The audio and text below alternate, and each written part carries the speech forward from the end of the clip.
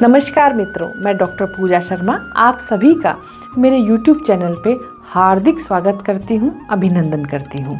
देखिएगा, आज का प्रोग्राम बहुत खास होने वाला है। आज मेरे इस प्रोग्राम में आप शनि ग्रह से संबंधित बहुत सी बातों को, नई बातों को भी जानेंगे और ये प्रोग्राम धनु राशि वालों के लिए बहुत खास है। तो धनु राशि वालों, आप तो इस पूरे प्रोग्राम को बहुत ध्यान से सुनिएगा। आपको आगे आने वाले 2.5 साल बहुत अच्छे निकलेंगे। और जो लोग हर जगह डरा रहे हैं ना, शनि की ढैया धनु राशि वालों को, तो हाँ, शनि की ढैया तो 30 मार्च 2025 से आ रही है, लेकिन उसमें कोई भयभीत होने वाली बात है नहीं है। क्या करना चाहिए, ये सब आपको इस वीडियो में पता चलेगा।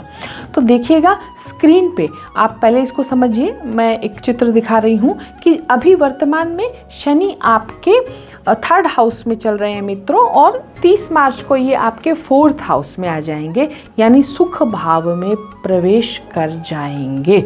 और शनि का जो दौरा है, उसमें जब शनि किसी राशि से 4th और 8th हाउस में आते हैं ना, उन राशियों को ढैया लगती है। तो आपके किस स्थान में आ रहे हैं? 4थे भाव में। 4था भाव ज्योतिष में क्या है? माता का भी भाव है, घर का भी है, वाहन का भी है, और ये सुख भाव है। अब देखिएगा, सुख की तो कोई सीमित कुछ नहीं है ना। सुख बड़ा अनलिमिटेड है। किसी को किसी चीज़ में सुख मिल रहा है, किसी को किसी चीज़ में सुख मिल रहा है। तो सुख की परिभाषा सीमित नहीं है। हो सकता है आपको मान लीजिए इस मोबाइल में आपको सुख मिल रहा है, लेकिन मुझे किताबों में मिल रहा है। तो ये सबके लिए अलग अलग होता है, सबके लिए बड़ा पर्टिकुलर होता है।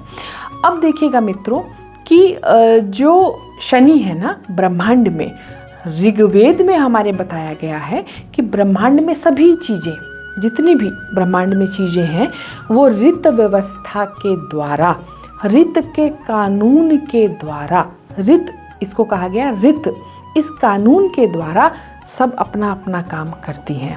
ब्रह्मांड में जितने भी नक्षत्र हैं, निहारिकाएं हैं, तारागण हैं, इन सबको अपना अपना काम दिया गया है, और ये अपने नियमों में रह के आप अपना कार्य देखते हैं, किसी के कार्य में हस्तक्षेप नहीं करते हैं।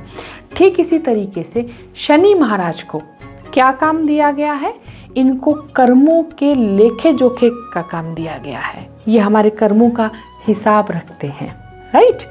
दूसरा, इनको न्यायाधीश की संज्ञा दी गई है। ये दंड के अधिकारी हैं, दंडाधिकारी हैं।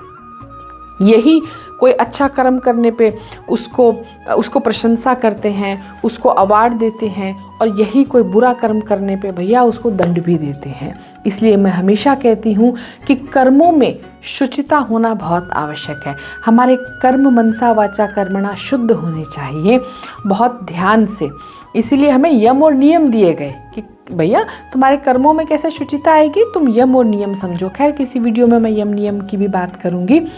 अब देखिएगा, जो लोग प्रॉपर्टी के बिजनेस में है ना, और ज़मीन की खरीद फरोख्त करते हैं, या व्हीकल इंडस्ट्री में है ना, स्कूटर, कार, गाड़ी, जो भी ऐसा वाहनों का काम करते हैं, या इन कंपनियों से जुड़े हुए हैं, या आप खान, गैस, तेल और लोहा का व्यापार करते हैं, या आप इंजीनियरिंग के फील्ड में हैं, या आप कानून के क्षेत्र में हैं, लॉयर हैं, न्यायाधीश हैं, और राजनीति का क्षेत्र भी ये कवर करेगा यहाँ से शनि। तो आपको अपने जो एफर्ट्स हैं ना, जो प्रयास हैं, वो बड़े बढ़ा के रखने पड़ेंगे इस ढैया में। और देखिएगा, बड़ा ईमानदारी से अपने कार्य क्षेत्र में रहना है। वैसे तो आप ईमानदारी हैं, लेकिन और ध्यान रखना है दूसरों के साथ अन्याय नहीं हो जाए। देखिए, मैंने बताया ना, शनि न्याय प्रिय हैं, तो हमें किसी के साथ भी अन्याय नहीं करना है। किसी का हक हम मार लें, ऐसा सोचना भी नहीं है। मनसा वाचा कर्मणा, कल को सोच भी रहे हैं बैठे बैठे, तो भैया उसका भी कर्म बंधन होता है, उसका भी पाप लगता है। इसीलिए यहाँ पे बड़ा शनि की पैनी नज़र रहती है। तो आप अपने इन फील्ड से संबंधित कार्यों को बड़े न्याय से निभाएं, न्यायपूर्वक, और भैया ध्यान दें। कल को ऐसा ना हो कि बहुत बड़ी अच्छी अपॉर्चुनिटी आएगी और आपसे रह जाए। तो शनि, अगर आपकी कुंडली में शनि बहुत अच्छी पोजीशन में है, तो मैं दावे के साथ कहती हूँ शनि यहाँ से बहुत कुछ देके जाएगा आपको।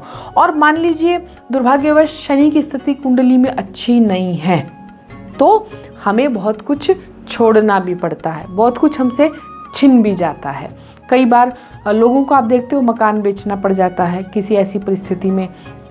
कई बार उनके हिस्से की ज़मीन उनका भाई बंधु खा जाता है, कोई दूसरा कब्जा कर लेता है। ये सब शनि की स्थिति कुंडली में देखनी पड़ती है। ठीक है, शनि तो करोड़ों लोगों के लिए आ रहा है ना, करोड़ों सिंह राशि वालों के लिए आ रहा है, तो सबका भाग्य तो एक नहीं होगा। तो पोजीशन देखिएगा कुंडली में शनि की क्या है। इसलिए बार बार कहती हूँ मैं कि थोड़ा समय और पैसा निकाल के अपने कुंडली दर्शन जरूर करवाने चाहिए, ताकि हम हमारे आने वाले समय को समायोजित कर लें। ठीक है, और कोई कमी है, कुछ लग रहा है हानि, तो उसका हम उपाय कर लें। तो खैर कोई बहुत बड़ी बात नहीं है।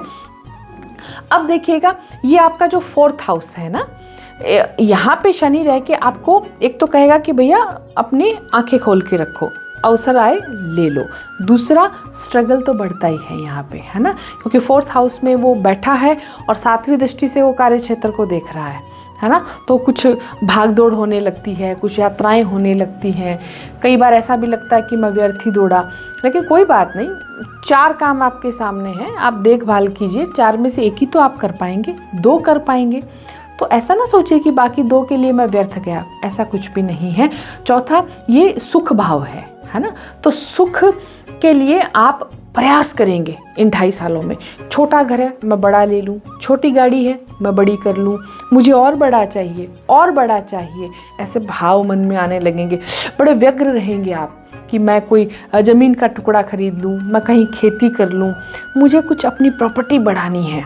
तो बिल्कुल बढ़ाइए, कहीं भी शनि इसमें बाधा नहीं पहुँचाएंगे। ठीक है, बस यहाँ पे अपने डॉक्यूमेंट्स, दूसरे के डॉक्यूमेंट्स ठीक से देखने की ज़रूरत होती है। और आप की जो माता जी हैं, है ना, माँ का स्वास्थ्य का ज़रा ध्यान रखिएगा। ये समय है धनु राशि वालों कि हम माँ के साथ में थोड़ा समय ज़्यादा बिताएं, उसकी सुख सुविधाओं पे ध्यान दें, उससे पूछें कि तुम्हें किसी चीज़ की आवश्यकता तो नहीं है माँ। माँ का जो आशीर्वाद रहेगा ना, आप पीछे मुड़ के नहीं देखेंगे। इस ढैया के टाइम में शनि किसी न किसी प्रकार का तनाव अवश्य देते हैं। हमेशा एक एंजाइटी सी बनी रहती है व्यक्ति को। हो सकता है भविष्य की ही कोई चिंता हो जाए, मतलब एक एंजाइटी, तनाव, डिप्रेशन सा उसको रहता है। तो मेरा आपसे ये एक अनुरोध है कि आप पॉजिटिव बने रहें, है ना, अपनी सोच को सकारात्मक अवश्य रखें। दूसरा, मैंने कहा था भैया 7वीं दृष्टि से कार्यक्षेत्र को देख रहा है, तो जहाँ हो सकता है काम पे करते हैं ना, जहाँ नौकरी वगैरह करते हैं, वहाँ पे बहुत बर्डन डाल दिया जाए आप पे, तो रिस्पॉन्सिबिलिटी, जिम्मेदारी समझ के उसको लें तो आपको बुरा नहीं लगेगा। चौथा, कि लोन या कर्जा लेंगे आप इस ढैया के टाइम में, तो मैंने पहले ही कहा सुख बढ़ाएंगे, है ना, अपने भौतिक संसाधन बढ़ाएंगे, तो अक्सर आदमी लोन लेता है। तो जब लोन ले तो अपना थोड़ा जांच परख के लें और अपने हिसाब से लें कि भाई मैं इतना इस समय में ही लौटा दूंगा, उस हिसाब से लें। तीसरा, देखिएगा शनि यहाँ पे आके 4th हाउस में आके आपको दिल, धड़कन, जिगर, हार्ट जो भी कहें, छाती के विकार यहाँ पे देने की कोशिश करता है।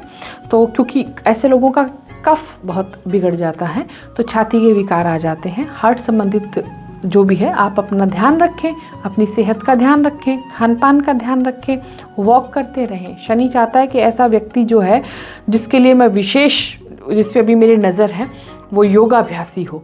तो मतलब थोड़ा अपना पैदल चला करें, वॉक कर लें, हो सके तो 20 मिनट योग कर लें, अनुलोम विलोम करेंगे तो छाती के विकार बिल्कुल नहीं आएंगे, ये मैं बता देती हूँ आपको।